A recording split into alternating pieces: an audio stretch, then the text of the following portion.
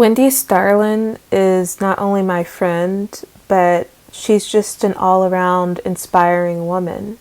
From New York City, she now calls LA home. She manages two very distinct careers, musician and model. It was her babysitter, a soulful woman from, it brings me joy to say, from my state of South Carolina, that influenced Wendy with her music. And by the time she was in high school, she knew music was going to be a big part of her life. She discovered and developed Lady Gaga, and in this episode, Wendy opens up about that. She also talks about what led her to go into modeling. And she also drops some practical life applications, something that we can all glean from. So enjoy this podcast episode with Wendy Starland. Thanks, Wendy, for joining the podcast. I really appreciate it. So much for having me on. I'm so happy to be here. Wonderful. Okay, so you're an inspiring woman who's tackled the music industry, who's tackled modeling. You're currently doing both, and you have a lot of wisdom on just, I don't want to say like being a woman doing these things, because you're a human being doing these things, but the fact that you are a woman who's had to deal with the highs and lows of both industries does mean something. So my first question is, like, can you just, to give listeners an idea of who you are, for people who don't know who you are, how did you get started in the music business?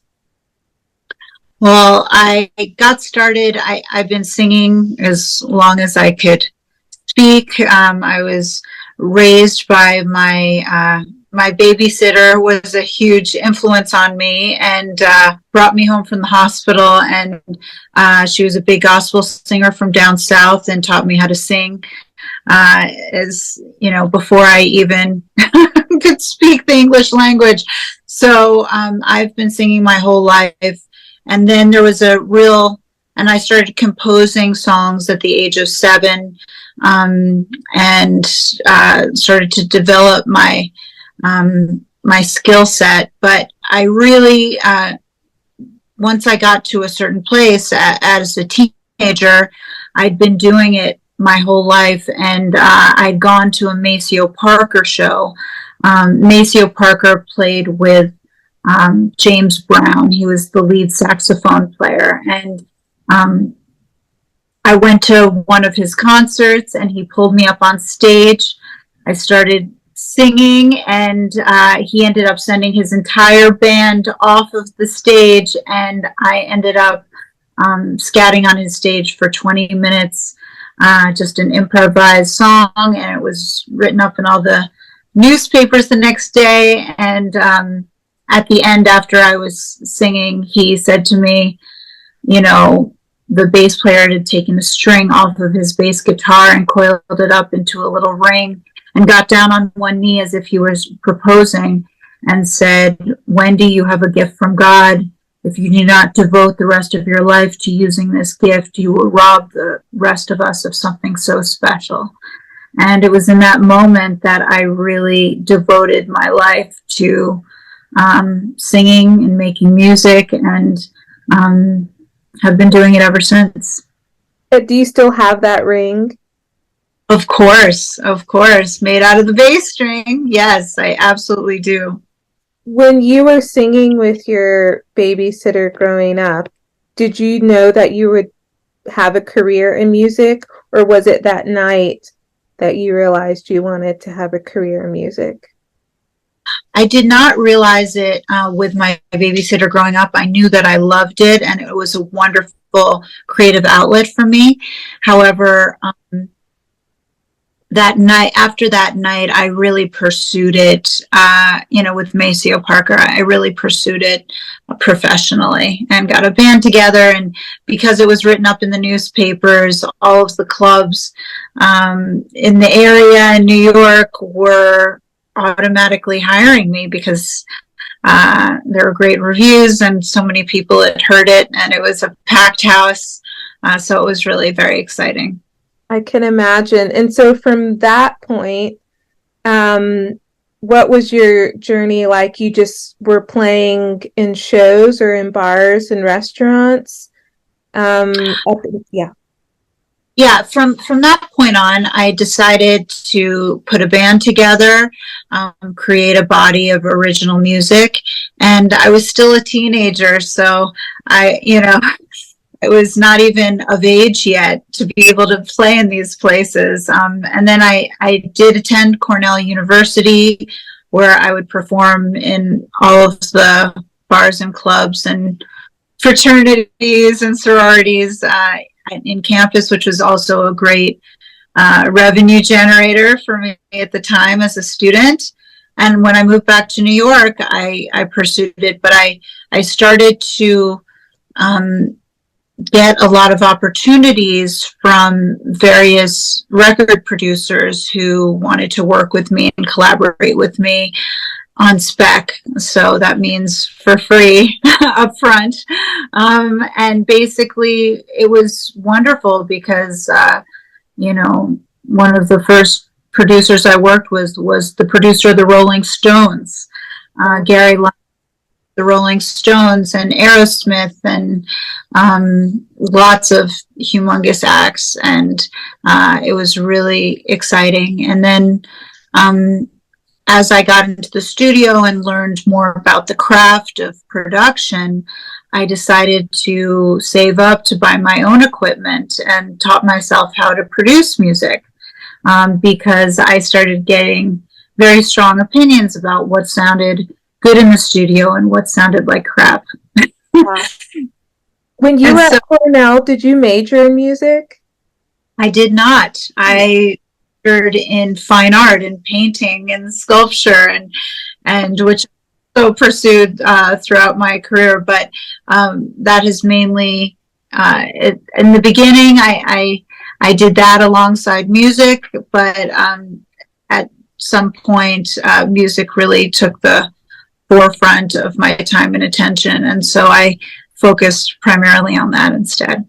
Gotcha. Because my mom is a music major, and I was going to ask you if you had majored in music, what's the difference between going to school and getting a music degree versus being in the studio and learning about putting a song together, the theory versus the on hands of being in the studio?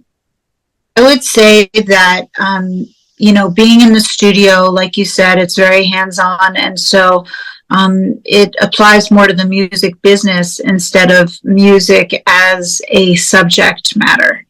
And so you're dealing with music as a subject matter, you can learn about composition and song structure and theory and execution to be able to play your instrument as best as possible or sing with greater technical prowess. But it's a whole other situation. The music business is, man, oh man, it's not an easy world.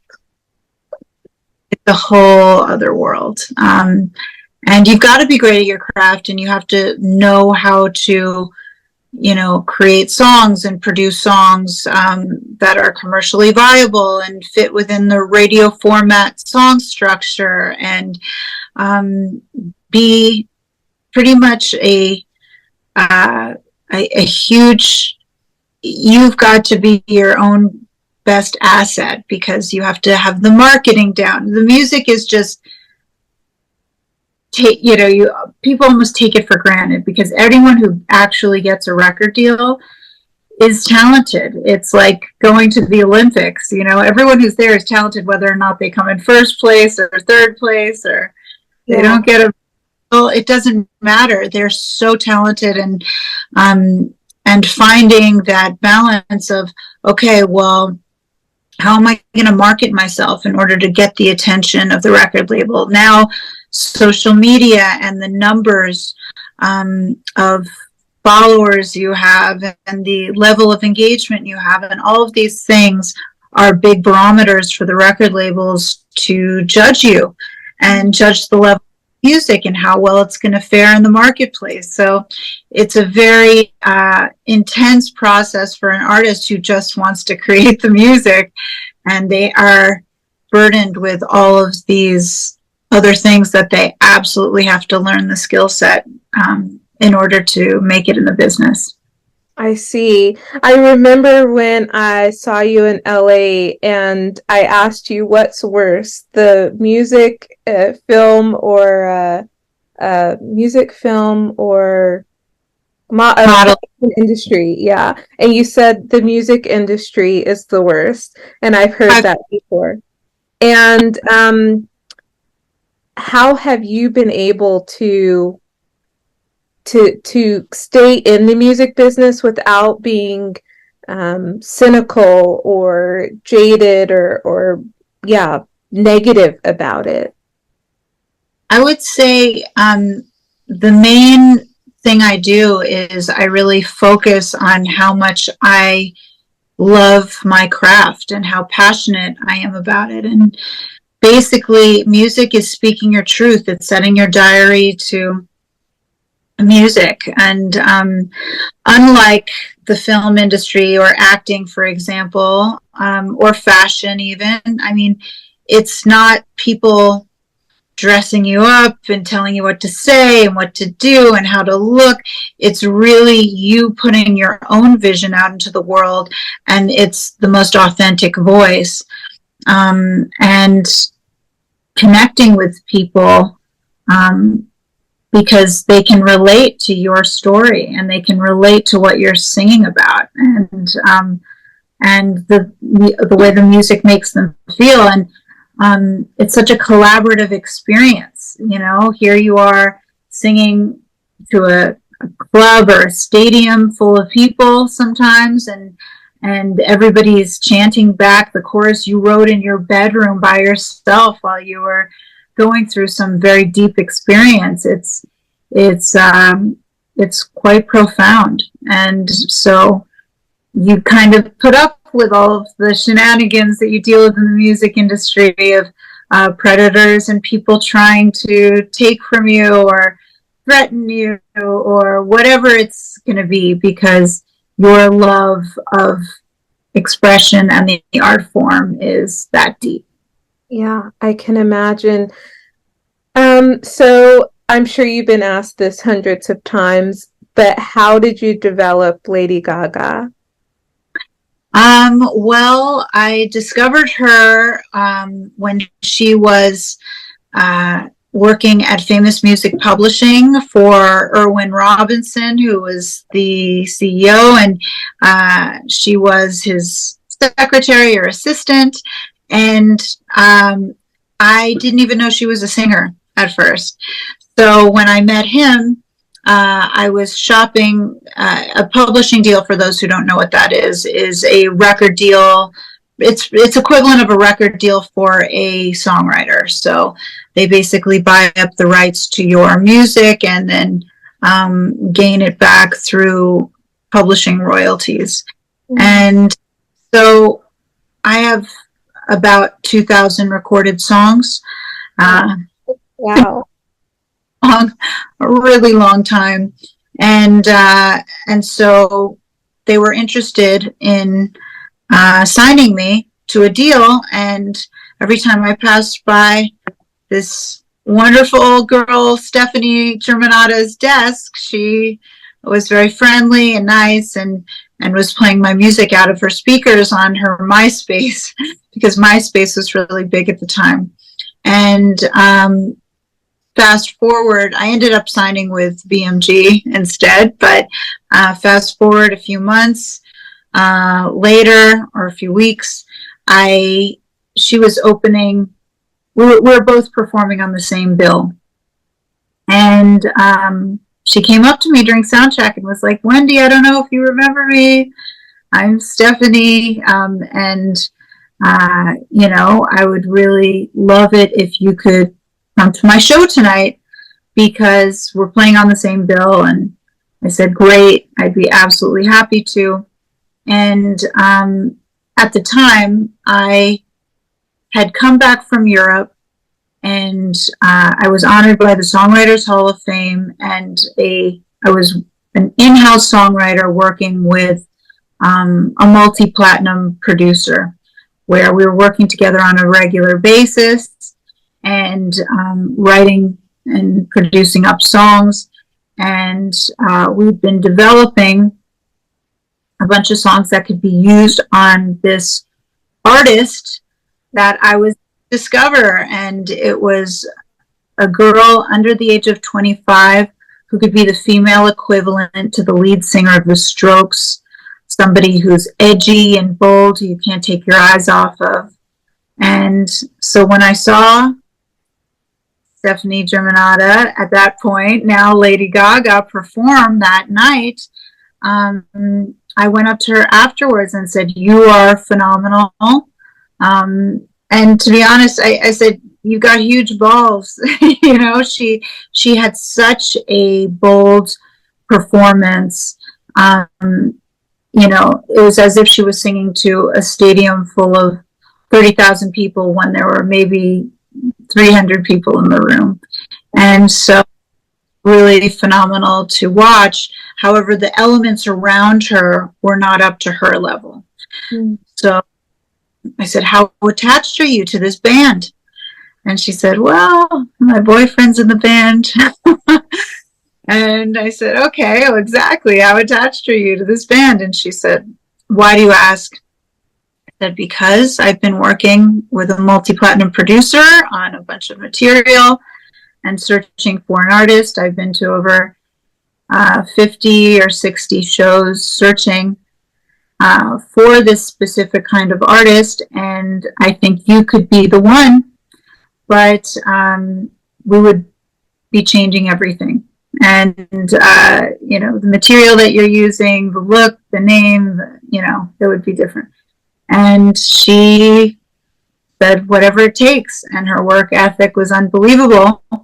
And then there was a period of time where my production partner, he was so used to working with big name artists that he didn't really know what an artist sounds like before they have the big money behind them, before the big push. And so he didn't see it right away. So it took months of convincing him, "Look," you know, and he's like, "Wendy, this is not it." And da, da, da. And I said, "Yes, it is."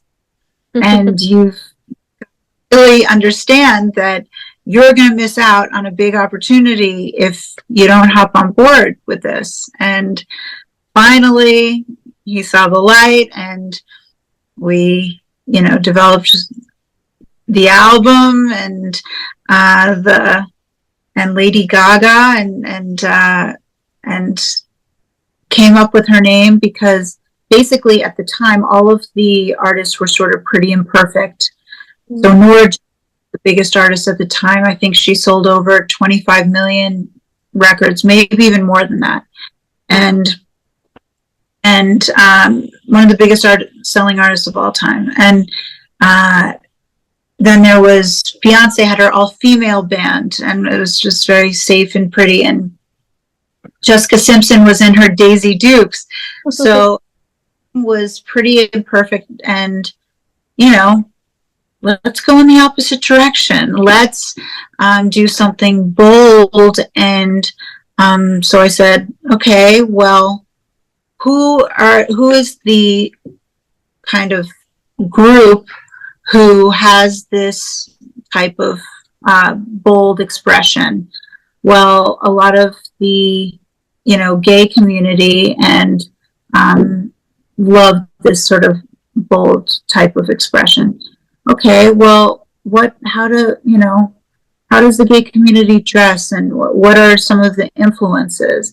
So a lot of the drag queens dress up in these flamboyant, creative outfits.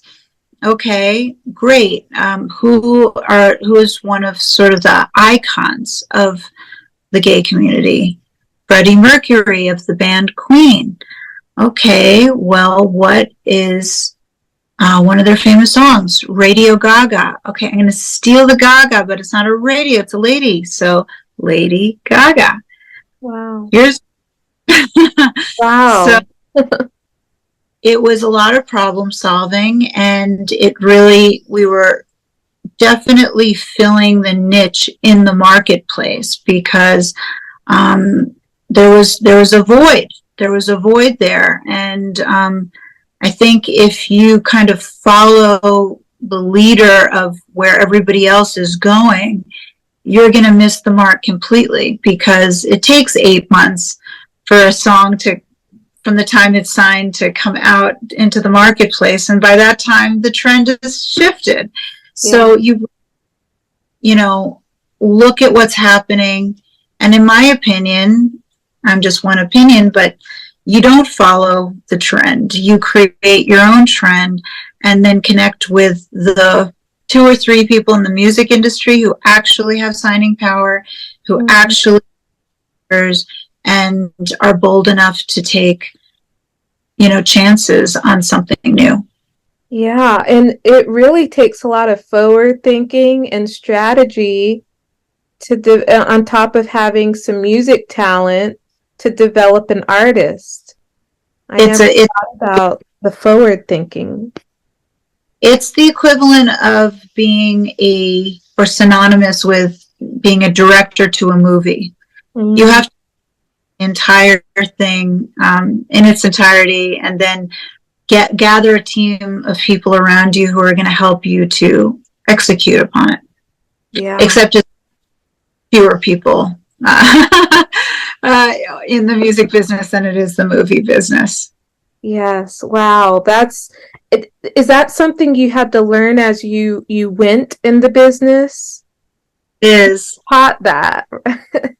Yes, I mean, but being an artist myself really helped with that experience because I had done a lot of trial and error with my own career and saw what worked and what didn't work, and people affected my life most profoundly in terms of influential producers who helped me along the way. And so I knew how to be helpful and strategic to somebody else. Wow, that's fascinating. That's a very unique skill to have. Um, yeah. So how do you segue from helping someone like Lady Gaga become, or to you becoming a model? Were you already doing modeling before this or Yeah, after? been doing modeling on the side, I'd say since my late teen. Well, actually, even before that. I mean, as an infant, they asked my mom if I could be the Gerber baby. Mhm. And my mom's like, no, I don't want her to live that kind of life. But, little opportunities kept happening, little modeling jobs, as I was growing up. But my biggest sort of break that happened in modeling came through music. I was performing on stage, and people from Donna Karen's team came to watch me in the audience and said, "We would love to work with you." And that became a really big turning point for me. At first, they outfitted, myself and my band, and then it turned into some more experiences. And so other brands sort of followed suit, and it was great because as a musician, you are a walking, talking billboard. So, in fact, about the face and how you look, but in music, you give interviews, you talk about your life, you talk about what the song's about, you're wearing the fashion on stage, you are wearing it in interviews. It's you're presenting a lifestyle to the audience. And so I found that designers loved that because it's exactly the target audience that they were looking for. Yes, I can imagine. And now you don't have an agent, right? Are you're kind of managing your own modeling career? Is that correct? I can. That's right. I was with various agencies previously, and which was great. But the difference is now social media has become the agent. So Mhm. inbox and hi Wendy, would you like to be in this campaign or be on the cover of this magazine? I've been on over, I believe it's now 23 or 24 covers in the last year and a half. Wow. It's a ton of exciting opportunities that when I was, younger and, modeling for some of these bigger brands, I don't think that I have so far as many opportunities with those bigger brands, but the magazines, luckily, and Fashion Week has gone, I've now modeled pretty much in almost every fashion week: Paris, Milan, New York, LA, Mm. Abu Dhabi, for Forbes fashion show for International Women's Day, alongside icons like Paulina Porizkova and Tyra Banks. And so I've been able to really be in the circuit, be part of it, and control my fate in terms of which brands I'd like to align with, Yeah. because I love that. I love being able to, fully endorse a brand, knowing that that's, what I would wear out with friends, what I would wear on stage, And whatever the that gives case you may be. more power, right? It gives you more power over your career, and that's where people should try to align their lives, is being able to be in control instead of being controlled. Exactly. I do think that agents can sort of be very helpful in terms of, negotiating deals and the best possible deal and with the Mm. best. So I do think there's a place for it. Mhm. Um, so far I've been, because my focus has also, been juggled with other things, I have just taken it into my own hands for now. What are some similarities between music and modeling that you see? Because I don't think you have a lot of models who are musicians. Yes. Well, a lot of the, there's certainly a performance aspect to both music and modeling. One certainly supports the other. I mean, I used my modeling pictures for my music career, and techniques that I learned from performing in the music industry on stage, on the runway, for modeling. So uh, there are similarities there. There are also similarities in terms of how, there's a audition process that I think exists in both fields, where after you've made your music, you're taking your demo recordings and giving it to the record labels to audition for them, to see if they will accept, promote them, and put money behind you as an artist. And there's that same audition process in modeling, where if you're auditioning for a campaign or a modeling agency or whatnot. So that part is relying upon approval of somebody else, and the kind of inner balance that you need to withstand rejection and difficulty and challenges. It takes quite a bit of, you know, self-discipline and nurturing to know that you can withstand any trials and tribulations that you may encounter. Yeah, and both industries have that. How do you balance both? Are you doing music at the moment or just modeling?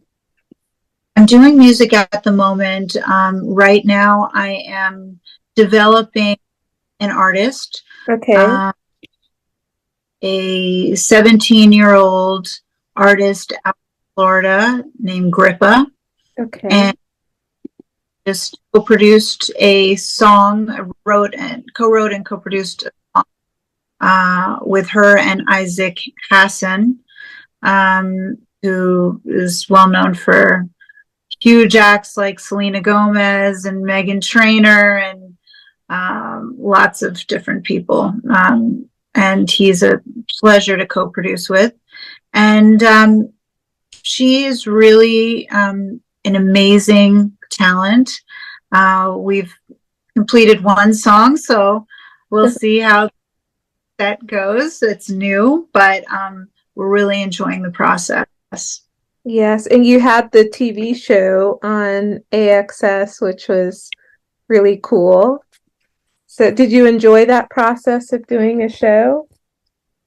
I loved it. And, one of the things that I loved most, I mean, I do love television in general. I think it's wonderful.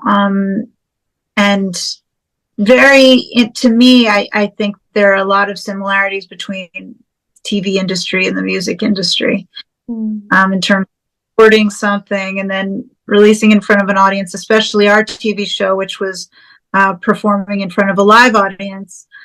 For those of you who aren't aware of the TV show called Candid, it's one of the first, and to my knowledge, original music competition shows performed in front of a live audience at the Municipal Auditorium in Nashville. And 25 musicians came to Nashville and were divided into 5 acts. And these acts, none of them knew one another. They were all completely unfamiliar, and they were all in different genres. And then 5 producers, 1 producer per band, was assigned per band. And I had never met them, never worked with them, didn't know anything about them. And in my band were 2 punk rockers, 2 country artists, and a straight-ahead rock and roller. What a and I'm going to come up with a sound that's going to work for everyone.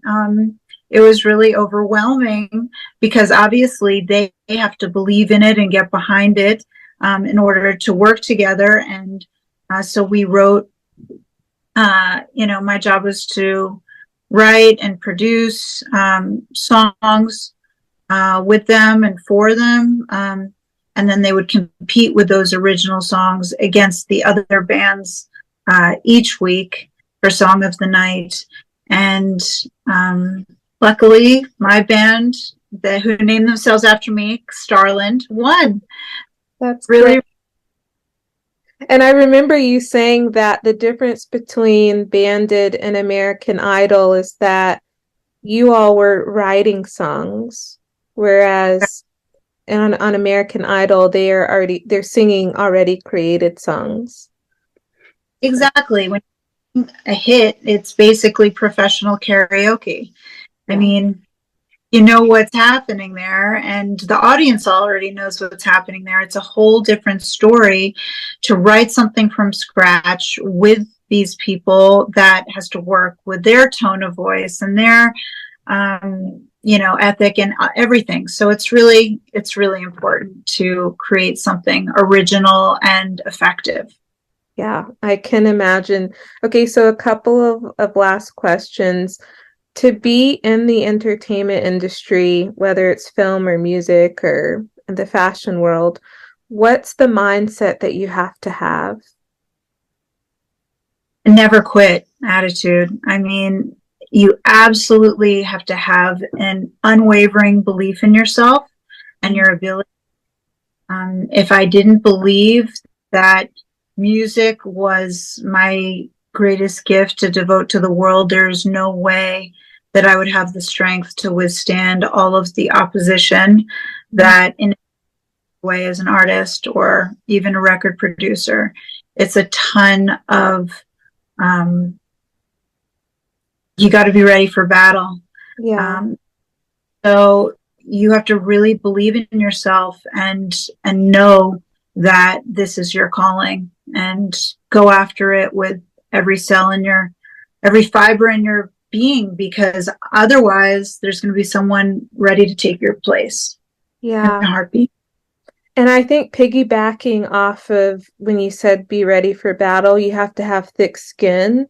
And I think you have to know when to sometimes fight back or push back when you know that something isn't being done right towards you.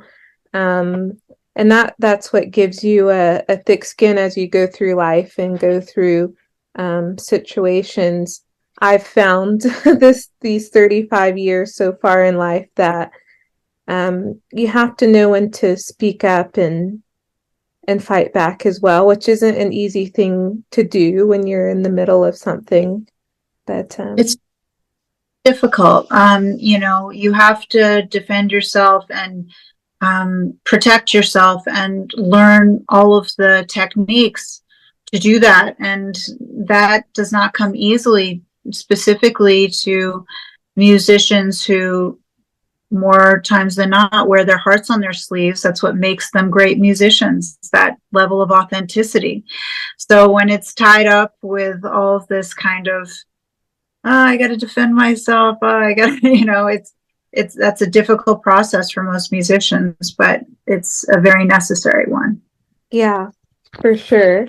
Um, how do you know who to do business with? How do you have a discernment and know or who to collaborate with? Well, I would just say that in terms of who to do business with, it certainly helps if there are referrals, trying to do as much due diligence as you can on the person.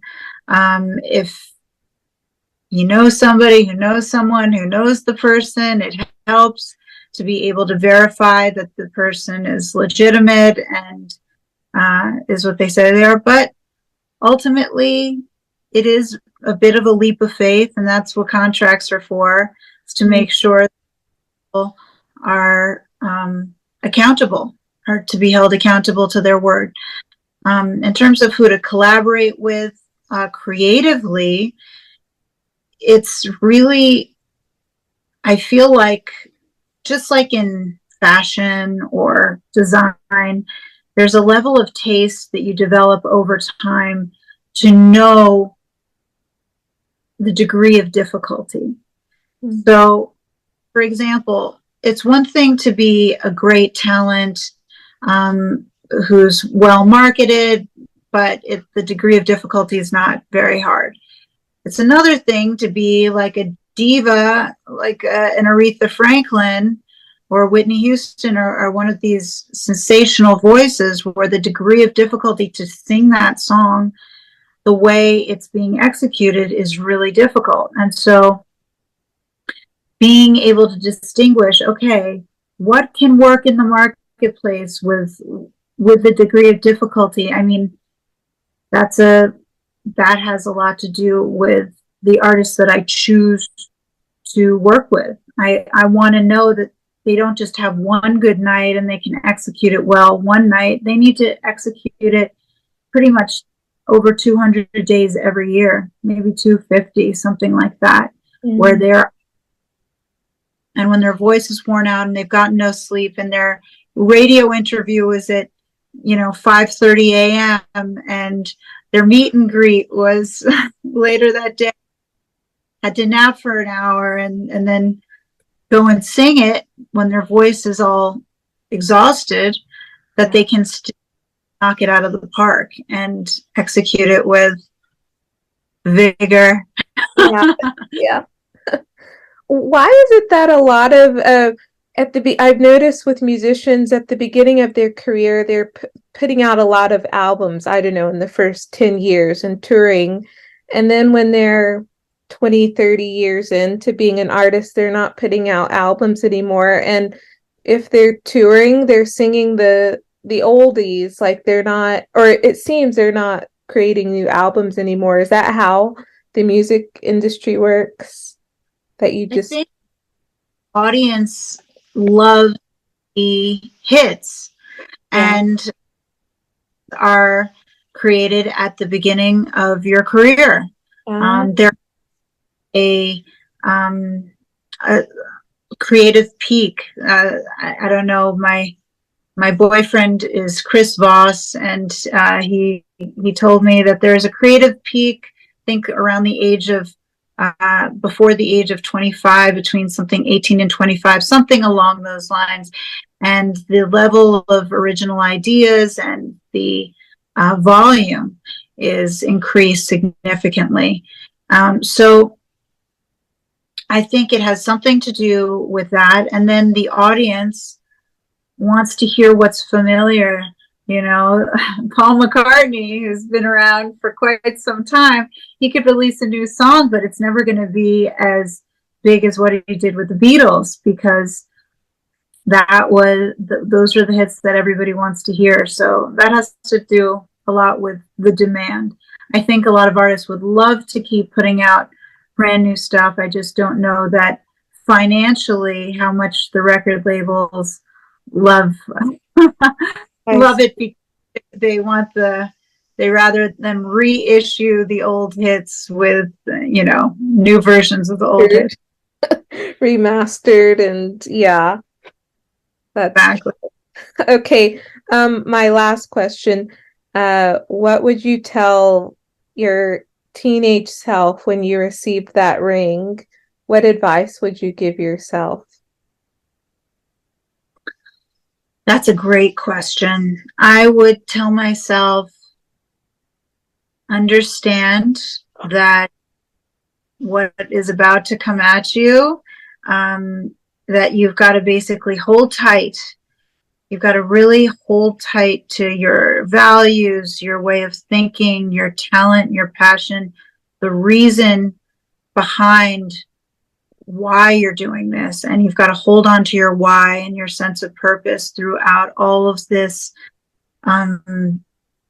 energy that's going to be coming at you. There's going to be high highs and very low lows. And if you are dead set on doing this and determined to making it in this industry, then you have to remember your sense of self and your why more than anything else. And that will get you through it. Is that what you tell yourself now? Yay!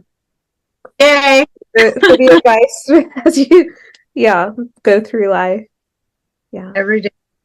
Yeah. My sense of this is the most important thing to me. And it's actually, even what I find attractive in a partner, when somebody has a strong sense of purpose, it's very attractive because they know themselves, and they know, they're not just going through life aimlessly. They're thinking about how do I want this movie of my life to go? We all have our own life's movie. We pick the characters. Who do you want to be your lead characters in the Wendy movie? Who do I want to be my lead characters? Who can I depend on? How do I want the story to go? How beginning, middle, and end? What steps do I have to take to achieve the ending that I want?